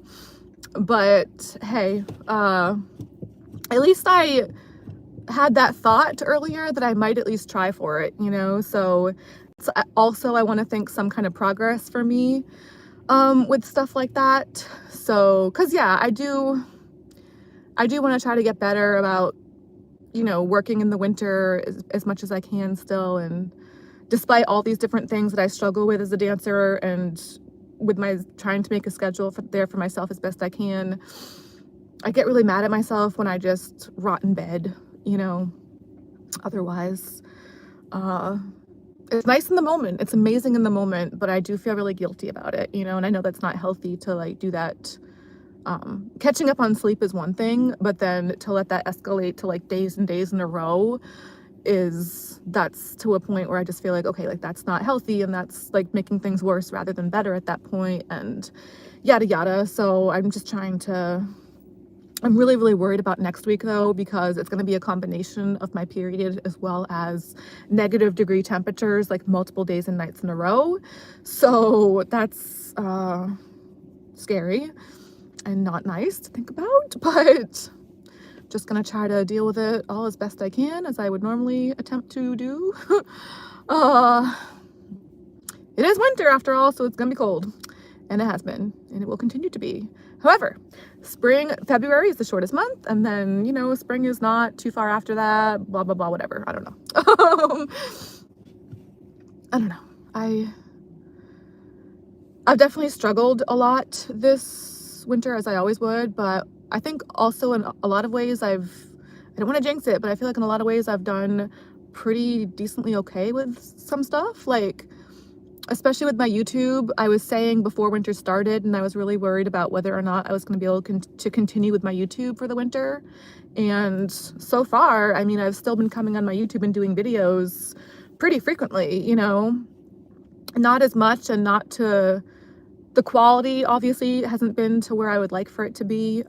It's dark in a lot of my videos, you know, et cetera, but I'm still trying to do it, you know what I mean? I'm still sticking with it. I'm still trying my best. And yeah, I didn't do very good with things last week. Definitely overslept and wasn't able to work very much last week. Oh, that's actually another thing that I was going to mention. I'm not too sure if maybe part of that was me ovulating. So I struggle a lot with my periods, but I feel like as I get older, I'm not too sure exactly, but I'm almost starting to wonder if I am starting to get like PMS symptoms even when I ovulate earlier on in the month. Because I've noticed that midway through my period and the rest of the time, I also tend to get really tired and like moody and stressed out, and that never used to happen, but now as I get older it does, and that's not good, because that's pretty much just me like struggling with my feminine issues like almost the entire month, because it's like ovulation, and then the week after that is usually PMSing, and the week after that is the actual period. That's 3 weeks. So that means that there's 1 week out of the 4 weeks of the month that's like somewhat maybe decent with that, and the other following 3 weeks are just hormonal hell. That's 75% of the month. That's 75% of my existence. I want to talk more about that, how like I think there should be more studies done on this kind of thing, And especially on someone like me at my age, that's like a dancer that does the kind of dancing that I do, trying to be really active, like almost like an athlete, going on the pole and doing pole tricks. And last summer I was really active, like much different body size and even more active than I am now for the winter. Over the summer, I was also really active at the gym, and I just feel like there should be a lot more studies done on women, but also especially women like me that have my kind of like lifestyle and circumstances, and I would be a great test subject. I feel like I kind of like already am, like in ways that I'm not even really too sure or aware of. I feel like I'm a test subject in like weird, mysterious ways without really like agreeing to it or being aware of exactly how or what's going on with that. Kind of like more of a mystery. But for me to actually like willingly be a test subject with this kind of stuff, like in an actual facility with actual real like proper studies being done that I'm aware of and that I get to like participate in a like conscious consenting way, that I'm actually aware of and able to like follow up with myself and see the results of myself, not just like some big mystery of like who's messing with me now kind of thing. But yeah, anyway, I'll probably want to try to get into that later on in another video, because I don't have very long here before the store closes, and you know, I can't see the timestamp on this video right now, but I'm assuming it's probably pretty long. So more for next time, you know, kind of thing. But I'm glad that even though I wasn't able to get into work tonight, I'm glad that I was able to at least get to the grocery store, which was my main motivation, and come out on here. So yeah, oh, and also we are supposed to get snow.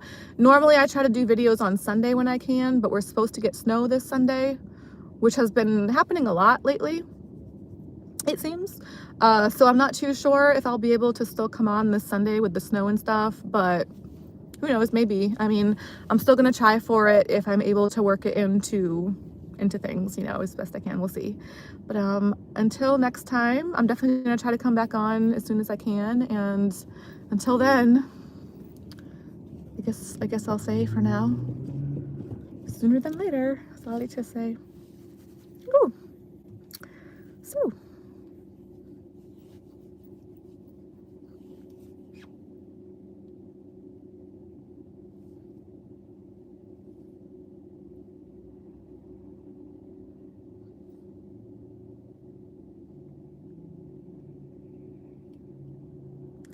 I was just thinking, maybe if I'm not able to get a decent thumbnail from the start of this video, maybe I could try to get one at the end. I don't know.